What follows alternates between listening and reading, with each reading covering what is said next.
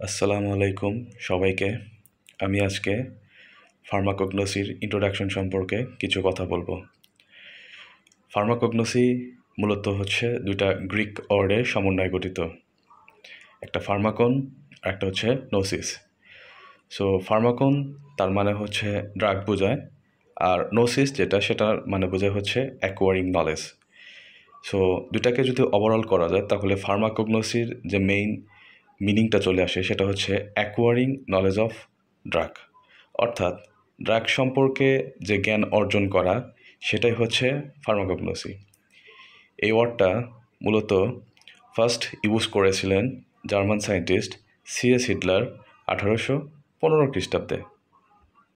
আমরা যদি ফার্মাকগনোসির ডেফিনেশনটা লিখতে চাই তাহলে বিষয়টা এভাবে লেখা যেতে পারে: pharmacognosy is the study of physical, chemical and biological properties of crude drugs along with history, methods of cultivation, collection, preparation and storage for commercial market। অর্থাৎ ক্রুড ড্রাগ সম্পর্কিত বিভিন্ন ধরনের physical, chemical and biological properties সম্পর্কে আলোচনা করা ফার্মাকগনোসির বিষয়।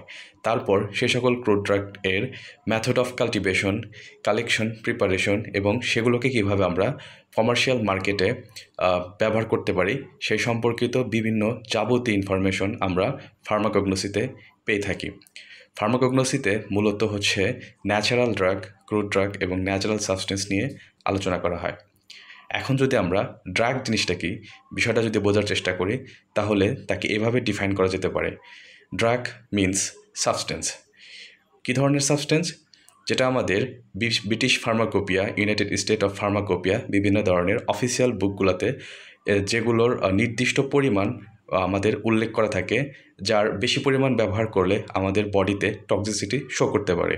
অর্থাৎ নির্দিষ্ট পরিমাণ লেভেলের সাবস্টেন্সের পরিমাণ দিয়ে আমরা যখন বিভিন্ন ধরনের ডিজিজ ট্রিটমেন্ট এবং ডায়াগনোসিস করি অথবা প্রিভেনশন করি তখন সেই জিনিসটাকে বলা হচ্ছে drug. That means drug means substance. ড্রাগের ডেফিনেশন তো আমরা জেনে গেলাম। এখন যদি আমরা ক্রুড ড্রাগটা কি সেটা যদি জানতে চাই, বিষয়টাকে এমনভাবে বলা যেতে পারে: crude drugs are the drugs which are obtained from natural sources like plant, animal or mineral and used as such as they occur in nature without any processing except collection, drying and size reduction। That means crude ড্রাগগুলো আমরা মূলত natural সোর্সগুলো থেকে পেয়ে থাকি। Natural সোর্সের মধ্যে plant, animal এবং minerals যে থেকে আমরা যে সকল ড্রাগ পেয়ে থাকি সেগুলোকেই ক্রুড ড্রাগ বলা হয়। এবং সেগুলো মূলত হচ্ছে ন্যাচারের মধ্যে যে অবস্থায় থাকে সেই অবস্থায় আমরা তাকে কালেকশন করে ব্যবহার করতে পারি। এখানে কোনো প্রকার ফিজিক্যাল বা কেমিক্যাল অল্টারেশন ঘটানো হয় না, শুধুমাত্র কালেকশন করা হয়, তারপরে সেগুলোকে ড্রাইং করা হয়, দেন সাইজ রিডাকশনের মাধ্যমে আমরা সেগুলোকে ব্যবহার করতে পারি। এই যেমন হচ্ছে সিনামন, মাস্টার্ডস, জিঞ্জার, নাটমেগ অ্যাটসেট্রা, এগুলো হচ্ছে আমরা ক্রুড ড্রাগ। যেমন এগুলো আমরা নর্মালি বিভিন্ন ধরনের সবজি রান্না করতে আমরা এগুলো ইউজ করে থাকি, যেগুলো কিনা আমাদেরকে বিভিন্ন ধরনের ন্যাচারাল ক্রুড ড্রাগ প্রদান করে থাকে বডিতে। যদি আমরা এটার ক্লাসিফিকেশন করতে চাই, এটাকে মূলত দুইটা ভাগে ক্লাসিফিকেশন করা যেতে পারে।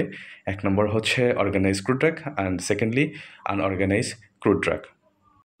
আমরা যদি এখন অর্গানাইজ ক্রুড ড্রাগ এবং আনঅর্গানাইজ ক্রুড ড্রাগ এর ডিফারেন্স জানতে চাই তাহলে বিষয়টা এমনভাবে বলা যেতে পারে: অর্গানাইজ ক্রুড ড্রাগ যেটা কিনা আমরা কালেক্ট করতে পারি প্লান্ট এবং অ্যানিমাল অরিজিন থেকে, আনঅর্গানাইজ ক্রুড ড্রাগ যেটা আমরা সেটা মূলত হচ্ছে প্লান্ট, অ্যানিমাল এর পাশাপাশি মিনারেলস অরিজিন থেকেও আমরা এটা কালেক্ট করতে পারি।